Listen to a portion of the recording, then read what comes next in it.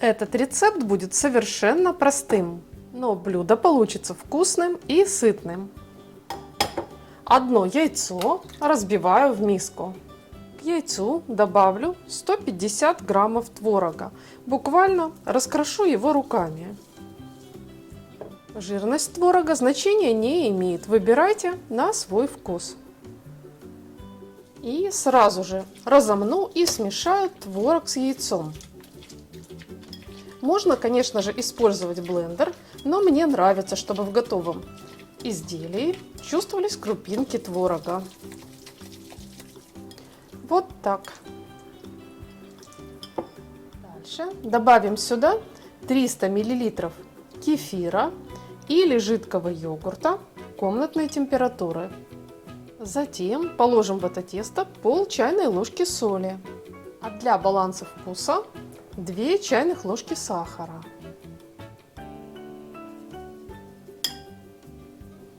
Следующий ингредиент не обязателен, но я его добавлю. Это пол чайной ложки куркумы. Куркума не только придаст красивый цвет тесту, но также она полезна для здоровья сердца, суставов и пищеварения. И теперь все перемешаем до однородности. Нужно, чтобы соль и сахар растворились в тесте.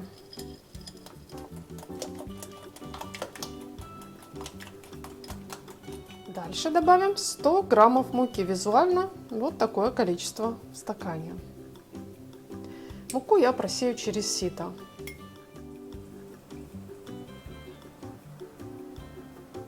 И также вместе с мукой добавим 1 чайную ложку разрыхлителя или пол чайной ложки пищевой соды. Ну и, конечно, опять перемешаем. По желанию на свой вкус можно добавить также любимые приправы. Я приправы в это блюдо не кладу. Хочу, чтобы все-таки ощущался нежный вкус творога. Посмотрите, в результате получается тесто вот такой консистенции.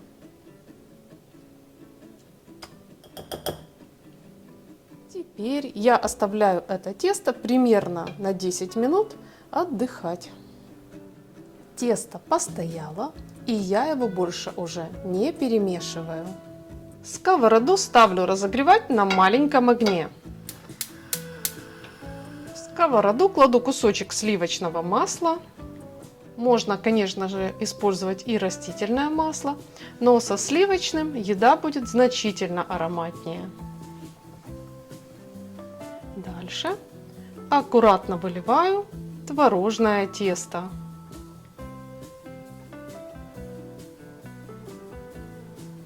Так как оно довольно густое, то я аккуратно помогаю ему распределиться равномерно. Накрываю сковороду крышкой и оставляю готовиться на том же маленьком огне. Через 12 минут я проверяю свою запеканку.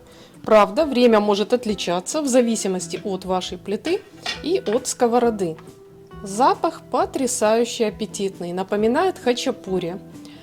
И эта запеканочка очень нежная, но при этом уже плотная сверху. Проверяем края, чтобы они хорошо отходили. Смотрим донышко, оно стало красивым, таким золотистым. Значит, пора переворачивать. Для этого можно использовать большую тарелку или ту же крышку. Опа. Сковороду опять смажу сливочным маслом и выложу сюда нежнейшую запеканку. Ленивый сырник или ленивую хачапури подержу еще пару минут под крышкой, чтобы низ также красиво зарумянился. Возможно, кому-то это будет важно. Диаметр моей сковороды 26 сантиметров, но можно взять сковородку и побольше, будет проще и быстрее. Запеканка получается очень нежной, воздушной и вкусной. Готовьте на здоровье. А также не забудьте подписаться на канал и нажать колокольчик под видео, чтобы вы могли видеть и другие интересные рецепты. Спасибо за ваш лайк и за ваше мнение в комментариях. Я желаю вам крепкого здоровья и мирного неба над головой. Мы с вами увидимся в следующем вкусном видео.